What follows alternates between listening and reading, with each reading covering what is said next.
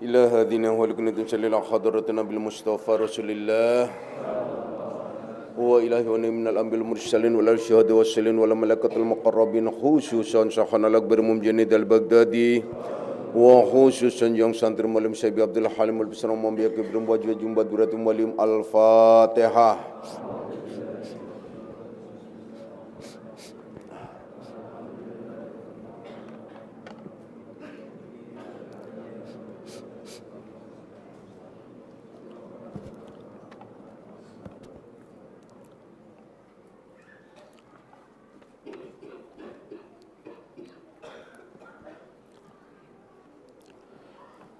Assalamualaikum warahmatullahi wabarakatuh.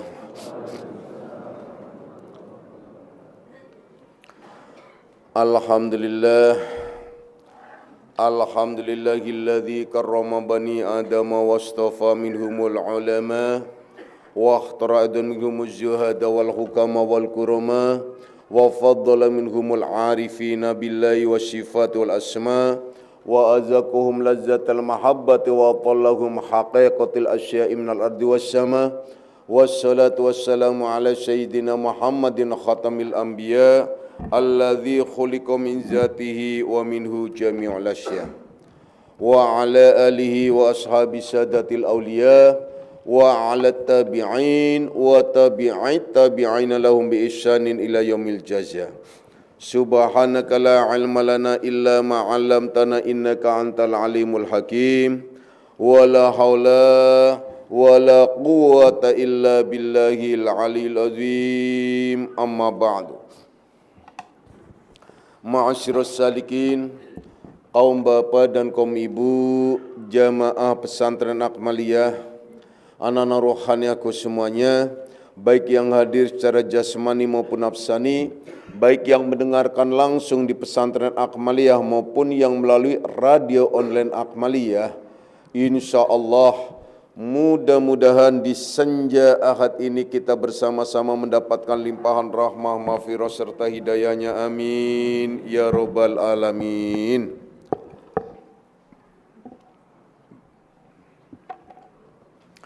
Mari kita lanjutkan kajian kita di dalam membahas kitab Ihya Ulumuddin, kitab Syarhus Salikin, di mana kita sama-sama telah membahas tentang nafsu yang ada pada diri kita, ialah nafsu lawamah, dalam hal ini yang bersifat takabur. Dan sudah jelas pada kajian yang lalu, yakni bahwasanya beberapa sifat takabur bahkan telah dijelaskan tentang takabur indallah, takabur indar rasul, dan takabur indal makhluk atau indan nas. Jadi takabur di sisi Allah, takabur di sisi rasulnya berarti sama dengan takabur di sisi mursyidnya, di sisi gurunya. Nah, begitu juga takabur di sisi makhluk, yaitu bersama makhluk atau manusia secara keseluruhan. Itu sudah jelas, bahkan ada beberapa pengertian-pengertian ya, tentang yang disebutkan ialah orang-orang yang dicintai Allah Subhanahu wa taala terkait dengan masalah melazimkan untuk tawadhu, yaitu sebagai obat atau lawanannya. Nah, tentang takabur itu. Dan kita akan membahas kelanjutannya ialah obat ya. Obat atau disebut penetral. Penetral syifa juga ya, disebut penetral, obat dari orang yang bersifat takabur. Karena sifat takabur itu adalah sesuatu yang sangat berbahaya bagi setiap manusia. Coba renungkan baik-baik. Kalau kita renungkan tentang sifat takabur, hanya karena satu sifat takabur, hamba Allah yang sudah mengabdi lama, ya, yang sudah mengabdi lama, bahkan puluhan tahun, bukan sebatas puluhan tahun, ribuan tahun. Ribuan tahun dia itu adalah mengabdi kepada Allah. Dijelaskan malaikat Ajazil itu mengabdi pada Allah itu selama 40.000 tahun di bumi. Artinya di alam adzam. Itu 40.000 di alam adzam. Kemudian 40.000 tahun lagi di langit. dan 40.000 tahun lagi menjadi khazinatul jannah, itu yang terakhir, jabatan yang terakhir. Hanya satu perintah yang tidak dipatuhi, bukan masalah satu perintahnya, tapi karena di dalam dirinya ada sifat takabur. Sehingga akhirnya malaikat Ajazil yang mempunyai gelar begitu istimewa, mempunyai gelar begitu luar biasa, pertama menjadi yang disebut hamba syakirin, syajidin, rokiin, dan banyak lagi gelar-gelar tersebut, itu runtuh semuanya. Langsung dia disebutkan sebagai iblis lanatullah. Karena apa? Aba wastakbaro, karena dia enggan dan mempunyai sifat takabur. Wa kana minal kafirin. Takabur itu golongan orang-orang yang ingkar terhadap Allah. Jadi orang yang takabur itu pasti orang yang ingkar terhadap Allah. Kebayang nggak? Kalau semacam hukum Allah yang terjadi pada malaikat Azazil diletakkan pada diri kita, berapa kali kita menjadi iblis? Berapa kali kita menjadi setan? Karena melanggar perintah Allah, karena takaburnya kita. Takabur itu macam-macam, sudah dijelaskan ya pada kajian yang lalu. Bapak tidak akan mengulangi lagi. Yang disebut takabur indallah, takabur indar rasul, dan takabur indan nas. Kita akan cari obatnya, bagaimana supaya kita bisa selesai ya takabur yang ada dalam diri kita. Karena takabur itu munculnya ego ya, keras kepala juga masuk, dan masih banyak lagi. Anak-anakku semuanya, dan Bapak juga beritahukan bahwa malam ini ya, karena menggenapkan ya, menyempurnakan Zulhijjah 30 hari, kita malam ini berarti ini malam yang pertama kali kita menginjak di tahun 1441 Hijriyah. Ya. Ini kalau tahun baru Masehi langsung nyalin kembang api nih ya. Karena kita adalah orang Islam dan tahun baru Hijriah itu adalah Islam ya. Maka kita adalah diawali dengan ngaji, diawali dengan doa dan ngaji. Ya Allah, ini anugerah banget loh. Kita menapaki tahun pertama, awal tahun, berarti ini pas awal. Karena begini, sebelum Bapak melanjutkan pada kajian di sini, mudah-mudahan cukup. Bapak akan menyinggung sedikit. Kalender Hijriah, hitungan kalender Islam, itu menganut dengan sistem Qomariyah, bukan Samsiyah, yaitu bulan, bukan matahari. Juga penetapannya ialah dengan ru'yatul hilal. Hisab sebenarnya tidak ada anutan hisab dalam Islam sebenarnya. Kalau berbicara masalah hisab, sebenarnya ini adalah sebelum Islam itu sudah ada hisab.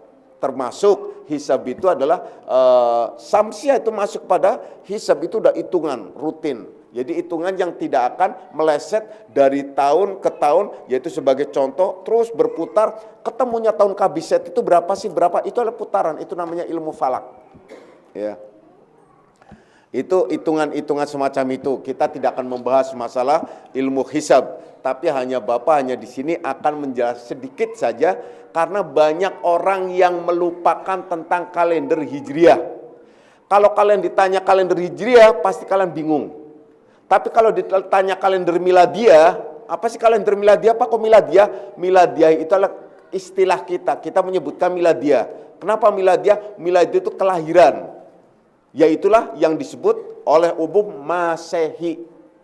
Jadi kalau orang-orang Islam itu biasanya menyebutnya bukan Masehi, Miladiah, yaitu kelahiran. Karena dia diawali dengan kelahiran Isa ibnu Maryam, Isa al-Masih ya. Nah, kalender Hijriah beda. Walaupun pada saat penetapan kalender Hijriah ini, itu banyak yang berdiskusi tentang bagaimana kalau kelahiran Nabi besar kita Muhammad sallallahu alaihi wasallam. Enggak ada yang setuju. Enggak, nanti menyamakan. Bagaimana kalau peristiwa diangkatnya, awal mula diangkatnya Rasul, gitu loh. Nggak ada yang setuju juga. Bagaimana kalau macam-macam, berbagai macam. Kenapa? Ini ditentukan, kalender Hijriah ini ditentukan, diberlakukan, dan dilegalkan itu pada zaman Khulafaur Rasyidin yang kedua. Yaitu zamannya Sayyidina Umar Ibnul Khattab yang dikenal dengan Umar Al-Faruq. Waktu Sayyidina Abu Bakar belum ini, bahkan masih di istilahnya kalau sekarang itu masih dibully oleh orang lain. Orang sebuah negara begitu, sebuah kekuatan besar begitu kok nggak punya patokan kalender dan macam-macam. Terus bagaimana waktu zaman Rasul? Waktu zaman Rasul juga tidak memakai kalender. Artinya tidak memakai ketetapan kalender, mengikuti sebagaimana Rasulullah Sallallahu Alaihi Wasallam. Makanya apabila melihat bulan iftar, buka. Apabila melihat bulan berpuasa. Jadi yang menentukan Ramadan segala macam itu adalah Rasulullah Sallallahu Alaihi Wasallam. Namun belum diberlakukan. Jadi pada zaman Rasul belum berlaku. Aja belum diberlakukan, tapi sudah diamalkan, sudah dilakukan. Namun perlakuan semacam itu hanya sentralnya, ketetapannya pada Rasulullah Sallallahu Alaihi Wasallam, yaitu imam. Karena hanya beliau imamnya saat itu, nggak ada siapa-siapa. Jadi seperti puasa, kalau beliau buka, ya buka semua. Kalau beliau puasa semuanya. Kan begitu. Makanya beliau itu sempat waktu di bulan puasa janji terhadap istrinya, saya tidak akan menemui kalian selama 1 bulan penuh, yaitu bulan Ramadan. Suatu saat beliau itu adalah di akhir bulan itu beliau menemui istrinya tanya, salah satu istri Aisyah, ya Rasulullah, bukankah engkau berjanji bahwasanya 1 bulan tidak akan menemui, ini kan baru 29 hari. Nah, 29 hari adalah juga 1 bulan. Nah itu ya, itu contoh. Jadi makanya di dalam Islam tidak ada 31 hari, yang ada ialah 29 dan 30 hari. Itulah yang disebut Qamariyah ya, anutannya. Nah, oleh karenanya harinya itu adalah bergantinya dari maghrib ke maghrib. Kalau miladiah itu dari jam 12 malam sampai ke jam 12 malam. Makanya kalau ngitung hari dan kalender ini bingung. Sebagai contoh, sekarang tanggal berapa? Tanggal 31. 31 apa? 31 apa nih? Agustus. Ya kan? Tapi sudah tanggal 1 Muharram. Nah kan?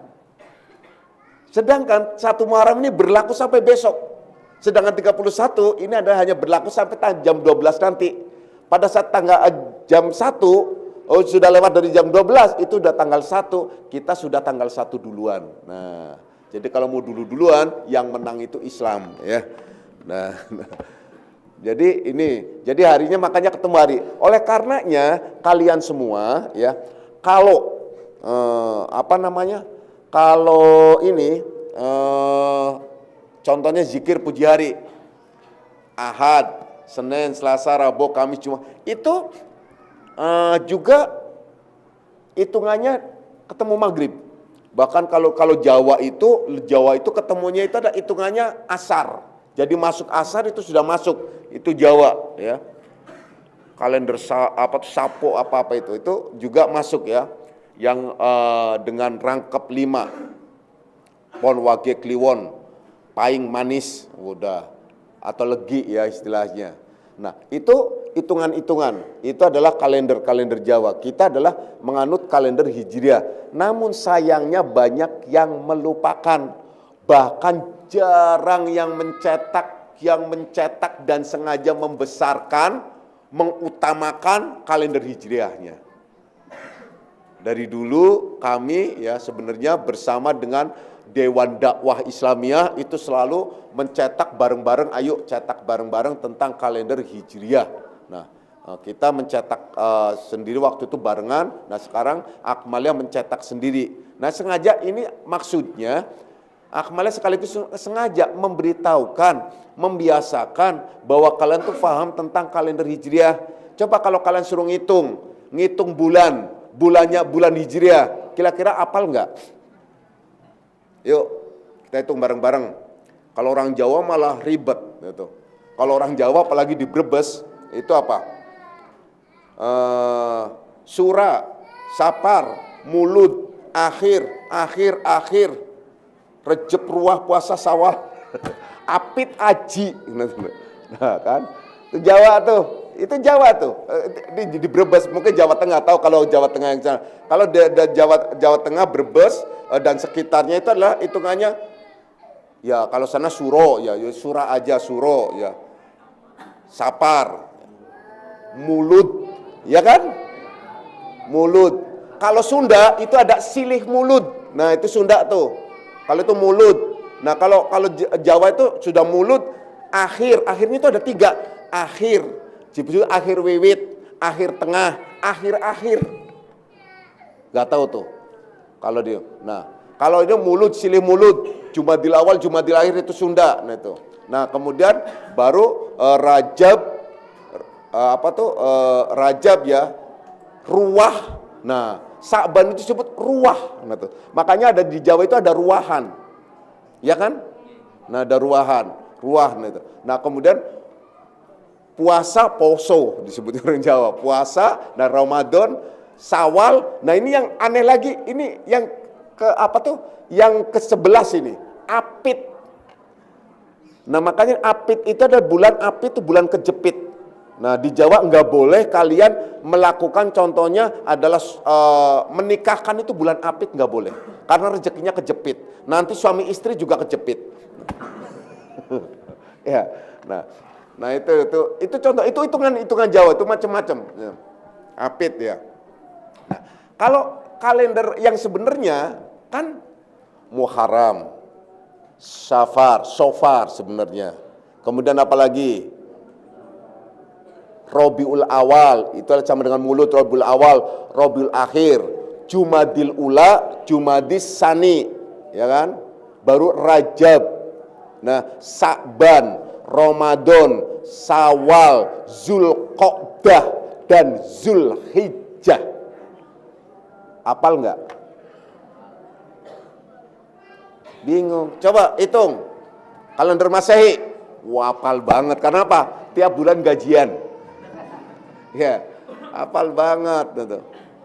Nah itu, padahal nama hari itu sendiri adalah berasal dari Islam loh. Karena memang peradaban yang paling tua itu Jazirah Arab. Nih, Ahad. Kalian nggak boleh menyebut minggu, sebenarnya Ahad lah. Nah, tuh. Cuma Ahad. Minggu itu adalah akan ada keterkaitan dengan masalah dewa Yunani loh. Kerajaan itu minggu nggak akan bahas jauh di sini. Nah, yang benar Ahad. Kemudian Senin itu Isnin. Selasa jadi orang Jawa kan bacanya, atau orang Indonesia Salasa. Itu 3, itu hari ketiga, Ahad, Isnin, Salasa. Rabu itu Arba'a. Rabu itu Arba'a, yaitu yang keempat. Kamis itu Khamis, Khomsah. Itu kalau ya orang Jawa kan kalau menyebutkan ha atau ha itu adalah kan masuknya ka. Haji, kaji. No, apa hubungannya coba? Alhamdu, gitu. Ya. Berarti Kamis gitu. Kamis. Baru Jum'ah adalah ya Jum'ah. Sabtu, sab'atun, 7. Ya kan? Itu sebenarnya Islam semuanya. Cuman orang Islam melupakannya, atau terlupakan atau tidak tahu. Kalender Hijriah, kenapa ditetapkan Hijriah? Karena para sahabat pada saat itu akhirnya mengawali hijrah itu ialah di awal. Karena pada awal Hijriah itu pertama kali hijrah Rasulullah Sallallahu Alaihi Wasallam dan para sahabatnya ialah 1 Muharram. Nah, makanya 1 Muharram memulai tahun ini adalah dengan hijrah, yaitu hijriah, yaitu dengan kalender, makanya disebut kalender hijriah, karena hijrah itu peristiwa yang sangat dahsyat sekali. peristiwa kenangan para sahabat yang takkan terlupakan. Tidak akan melupakan aja, takkan terlupakan kenangan pahit manisnya, terjadi sebuah embargo, terjadinya proses peristiwa di mana ia juga yang akhirnya dia melakukan puasa Ramadan. Karena apa? Terembargo ekonominya dari kaum Quraisy dan banyak lagi peristiwa-peristiwa yang sangat dahsyat. Di mana hijrah seorang nabi dan sahabat-sahabatnya harus meninggalkan kampung halamannya dan meninggalkan harta bendanya hanya mengikuti seorang Muhammad. Ya Allah, pada zaman itu andai saja kalian ada, kalian termasuk golongan yang beriman atau tidak, wallahu a'lam. Kenapa? Karena ujiannya rumah, tanah, ditinggal prung. Ditinggal prung apa tuh? Ya. Jadi ditinggal hanya mengikuti dasar iman. Karena imannya ya karena iman. Kenapa? Dahsyat banget karena imannya. Iman terhadap Nabi besar kita Muhammad sallallahu alaihi wasallam, iman. Kalau berbicara masalah wahyu juga bingung karena iman. Karena yang namanya turun wahyu itu, makanya disebut wahyuan. Contohnya Rasul itu duduk bersama dengan para sahabat. Tiba-tiba beliau itu ada keringetan, dinginan, kemudian beliau bisa jadi kerubuhan, diam gitu. Setelah diam beberapa menit atau jam, beliau akhirnya seger kembali. Setelah seger kembali, kemudian beliau berbicara. Tadi Jibril hadir, datang dan membawa wahyu, ini. Percaya enggak tuh begitu? Seumpama kalian lihat temennya, klepek langsung. Pas bangun, saya dapat ilham. Ilham dari mana? Ilham dari Kandar gitu, mamanya. Nah, itu Bu Sari itu yang dapat ilham itu, ya. Nah itu contoh. Nah, karena apa? Itu kan masalahnya abstrak dan sesuatu yang gaib. Perkataannya Rasul yang disebut sabda, kalau ini adabnya kan sabda, gitu. Bahasa Indonesia sudah menjadi sabda. Kalau ulama fatwa, gitu. Sabda padahal sama saja, itu adalah sebuah perkataan. Nah, bedakan perkataannya Rasul dengan firman, itu keluarnya dari satu mulut. Siapa yang bisa membedakan? Iman. Nah itu, iman. Kalian pada saat mendengarkan apa yang saya bicarakan, mana bisa nggak membedakan? Mana yang pada saat itu saya mengalirkan ilmu laduni? Dalam dalam ilhamnya, di mana ilmu laduni itu ada energi yang kalian serasa atau tidak akan masuk ke dalam hati kalian. Susah membedakan kalian kecuali dengan iman. Karena apa? Wa akhadna ilmana minal hayyil ladzi la yamut. Aku mengambil ilmu itu dari yang hidup bukan yang mati. Kitab ini sudah saya berulang kali mengatakan. Saya membaca kitab ini karena saya cinta terhadap kalian, kasihan terhadap kalian. Supaya kalau kalian ditanya ngaji di pesantren Akbar itu ngaji kitab apa sih? Jelas kitabnya Ihya Ulumuddin. Orang umum tuh oh iya benar kalau gitu. Nah kalau tiba-tiba saya hanya nggak tapak kitab, saya bilang begini terus, kemudian saya merem kadang-kadang ngomong begitu, itu ustadznya kesurupan, kiainya kesurupan, mursidnya kesurupan. Gimana belajar sama yang kesurupan? Kan repot. Semua kitab-kitab itu adalah kenapa? Hanya sebatas menjadi acuan untuk menjadi standar kurikulum istilahnya. Supaya tidak menjadikan fitnah. Supaya kalian dalam menjelaskan juga lebih mudah. Tidak mengawang-awang. Kalau kalian belajar terhadap guru-gurunya apa? Enggak kok, saya kalau belajar itu guru saya itu kesurupan dulu. Setelah kesurupan baru dia bisa. Ini kesurupan apa? Kesurupan Syekh Abdul Qadir Jilani. Udah. Terus ada sewaktu-waktu kesurupan Wali Songo, kesurupan Sunan Kalijaga dan nah kalau kesurupan terus coba gurunya kesurupan, muridnya kentir. Saya yakin. Sama. Karena ada juga di komik-komik tuh. Ada yang dikenal, melegenda. Istilah apa tuh? Apa namanya yang Wiro Sableng. Ya kan Wiro Sableng gurunya siapa? Sinto Gendeng. Karena apa? Karena gurunya Sinto Gendeng, maka muridnya Sableng. Nah, kalau gurunya adalah kesurupan, maka muridnya kentir. Ya, kan jelas. Udah. Jadi jangan kalian mencari guru yang suka kesurupan. Betul loh. Jadi kesurupan nggak ada. Saya catatan. Saya berani mempertaruhkan akidah, mempertaruhkan segala-galanya.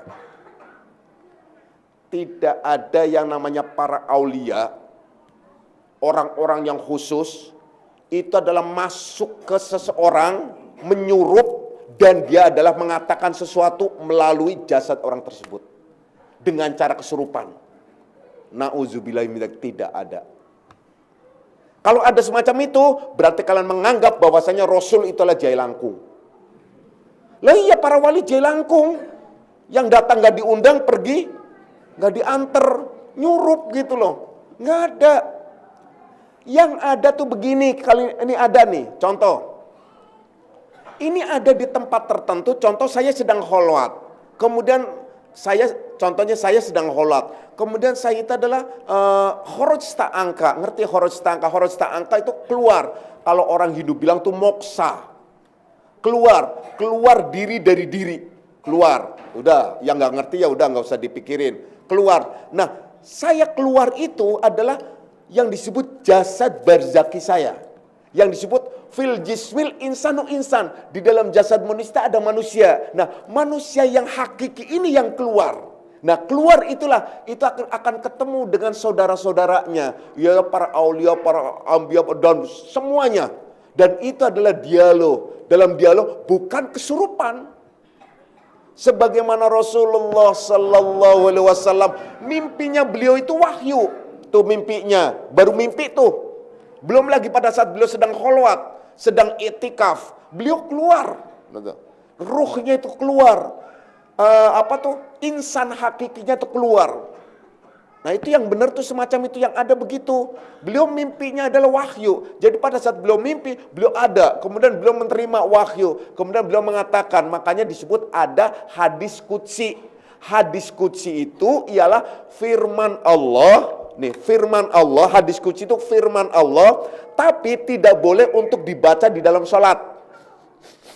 Karena ini firman Allah, ya, redaksinya dan layoutnya, redaksinya itu dari Nabi besar kita Muhammad Sallallahu Alaihi Wasallam. Nah, berbeda dengan hadis Nabawi.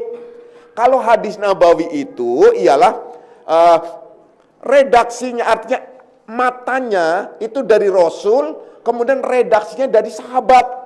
Terkadang sebuah kelakuan Rasulullah Sallallahu Alaihi Wasallam dikemas dalam bentuk sastra atau bentuk kata-kata, kemudian itu redaksinya dari sahabat, itu hadis Nabawi. Kemudian ada rawi lagi. Nah, kalau hadis qudsi ini redaksinya ialah dari Rasulullah Sallallahu Alaihi Wasallam. Seperti Allah, seperti begini. Salah satu contoh, kuntu kanzan mufian. Nah, Rasulullah menyatakan bahwasanya Allah tuh berfirman kepadaku, kuntu kanzan mufian. Itu redaksi Rasul.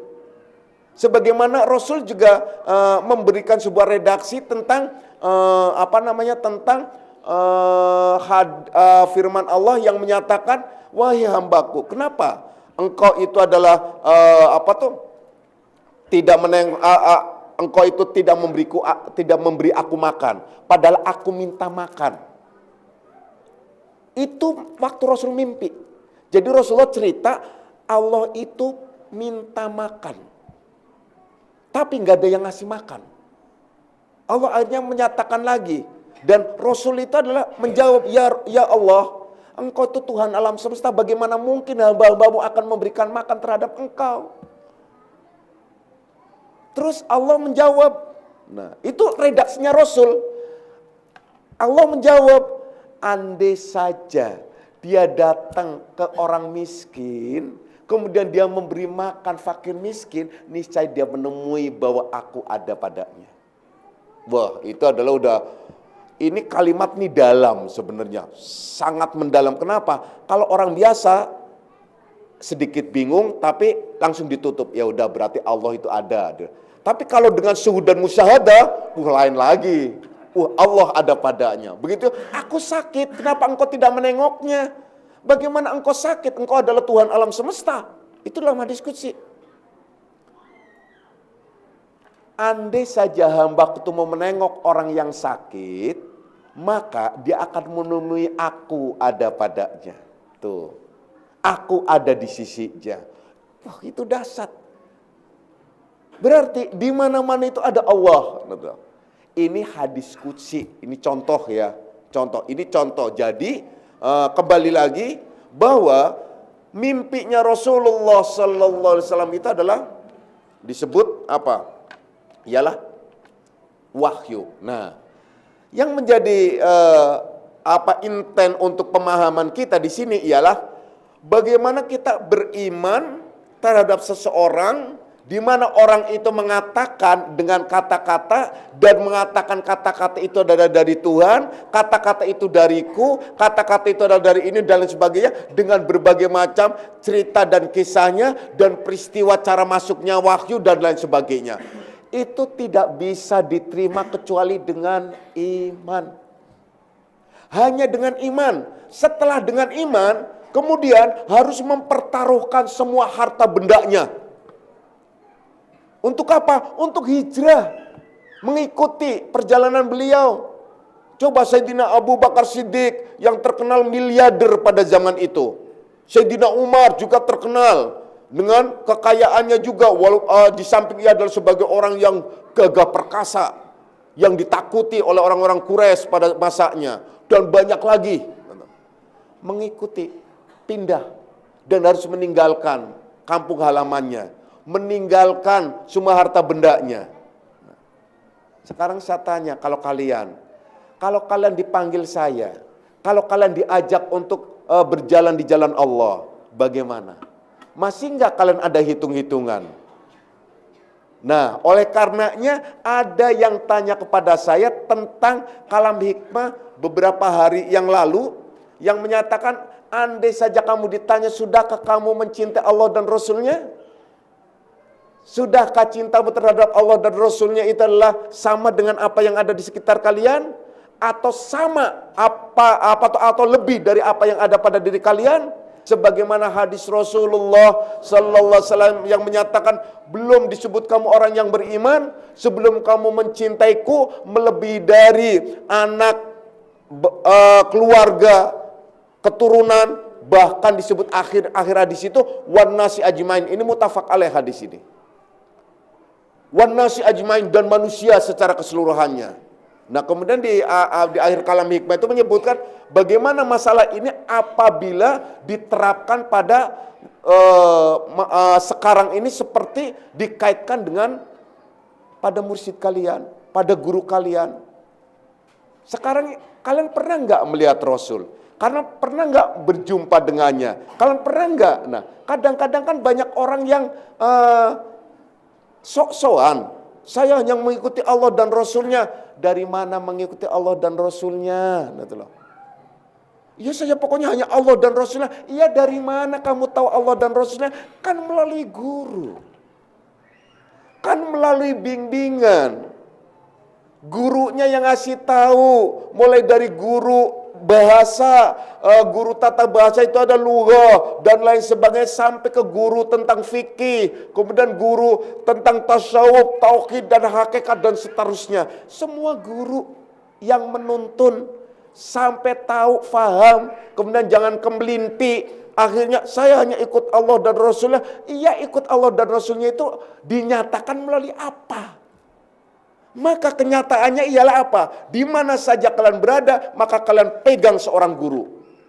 Tidak harus di Akmalia. Kalau kalian tidak nyaman di Akmalia, kalau kalian belum nyaman, kalian boleh pegang guru di mana saja yang bisa jadi sandaran, bisa jadi pegangan untuk hukum maupun untuk apa saja, dan terutama bisa dijadikan uswatun hasanah. Yang paling istimewa lagi menjadi orang tua ruhania yang insya Allah mendapatkan atau memberi syafaat bagi murid-muridnya. Amin ya robbal alamin. Itu yang paling utama. Nah, hijrahnya beliau begitu dahsyat, begitu istimewa, diikuti oleh para sahabat. Nah, kalian sekarang hijrah di mana? Hijrah dari dunia anta berantah kepada dunia Islam. Hijrah dari persoalan-persoalan yang keruh menjadi yang jernih. Hijrah dari segala macam apapun masuk kepada yang lebih baik lagi. Itu yang seharusnya ya. Kita diawali dengan hijrah. Nah, hijrah dan hijrah itu sebaiknya kita harus sudah mulai memahami, mengerti ya. Jangan sampai kita tidak mengerti tentang kalender hijriah menjadi patokan.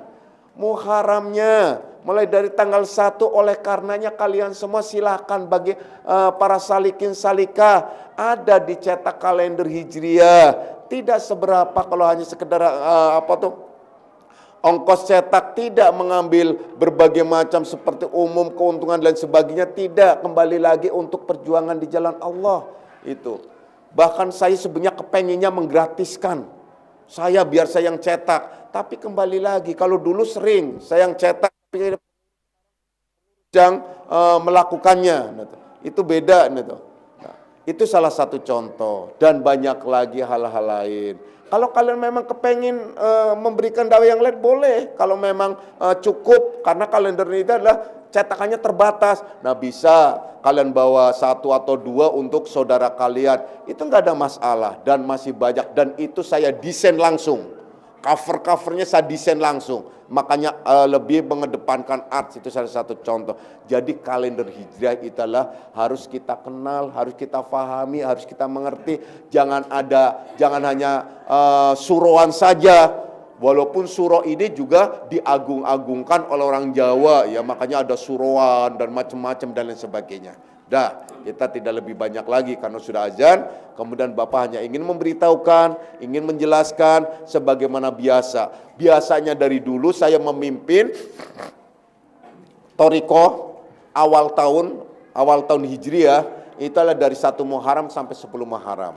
Tapi sengaja saya hanya untuk sudah beberapa tahun itu hanya di tanggal 1 Muharramnya. Dan kalian yang dekat di sini boleh dilanjutkan berjamaah, akan dipimpin oleh warasatul mursyid. Kalau yang di rumah masing-masing boleh dilanjutkan rumah di masing-masing, itu sebaiknya sampai 10 sampai 10 hari Muharram. Kalian juga boleh melakukan puasa mulai dari 1 Muharram sampai 10 Muharram. Dan kalian boleh untuk melakukan memperbanyak lagi. Memperbanyak apa? Yaitu sedekah, terutama adalah menyantuni anak-anak yatim. Nah, anak-anak yatim menyantuni sini jangan kalian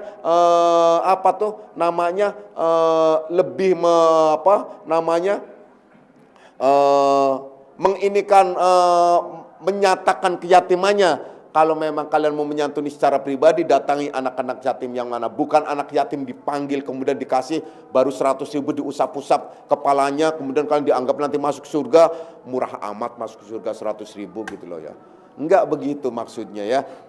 Karena yang disuruh adalah untuk merengkuh anak yatim itu menjadi bahagian diri kita, di keluarga kita, bukan untuk ditaruh di tempat panti asuhan.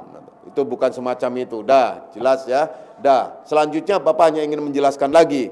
Insya Allah nanti malam, bukan nanti malam, berarti nanti pagi, maksudnya bukan pagi juga, dini hari gitu. Jadi akan dimulai dari kalian jam 1 harus sudah di tempat. Karena bisa jadi jam 1 lewat dikit, paling lambat jam 1:30. Bapak akan pimpin kalian diawali di tahun baru Islam ini, diawali dengan thariqah. Betapa, istimewa banget ya. Kalian diawali dengan thariqah ya. Bagi yang menstruasi mau tajdidun nikah, bukan tajdidun nikah ya. Tajdidul bai'ah. Jadi tajdidul bai'at, jadi bai'at ya. Itu Untuk toriko itu adalah boleh ikut ya, tapi tidak boleh ikut kelanjutannya, yaitu kelanjutannya dalam arti ialah sholatnya itu tidak boleh. Kalau zikirnya boleh kalau mau zikirnya. Nah, dan Bapak tidak mengharapkan untuk kalian kaum wanita yang membawa anak di bawah umur. Kalau anaknya sudah paham, sudah mengerti, artinya udah dewasa, udah akil balik, nggak apa-apa. Ya. Jadi dilarang ibu-ibu membawa anak-anak, jangan membawa anak. Jadi naik karena ini sakral. Ya. Jadi nanti yang yang tajdidul baiat atau yang baiat itulah sama-sama nanti ada tata caranya dan tinggal ikuti saja nanti malam. Tinggal melakukan bersama-sama. Jadi mengulang karena di dalam toreko itu mengamalkannya tidak boleh ilat dan cacat. Barangkali dalam 1 tahun ini kalian ilat dan cacat, makanya selalu mengulang yang disebut tajdidul baiat, termasuk 1 Muharram dan di 1 Ramadan. Awal 1 Ramadan juga kan ada tajdidul baiat. Itu terus mengulang. Itu bukan berarti salah. Itu adalah bagus, terus memperbarui agar kita terus baru terus dan lebih jernih lagi. Karena dengan tajdidul baiat itu kita berarti menjernihkan kembali dari awal lagi. Nah, itu saja dari Bapak. Ya, semoga kita semua golongan orang-orang yang mendapatkan bimbingan dari Allah Subhanahu wa taala, dan insya Allah kita tidak sebatas mengenal Allah tapi dipertemukan dan diberjumpakan dengan Allah Subhanahu wa taala. Amin ya robbal alamin. Sudah jelas? Kalau kurang jelas tanya ke pengurus, tanya ke yang melaksanakan atau yang mengatur semuanya ya, tentang tata cara qiyamul lail ya. Persis seperti malam-malam Ramadan juga ya. A'udzubillahi minasyaitonirrajim. Bismillahirrahmanirrahim. Raditu billahi rabban kamidinan wa bi Muhammadin nabiyya.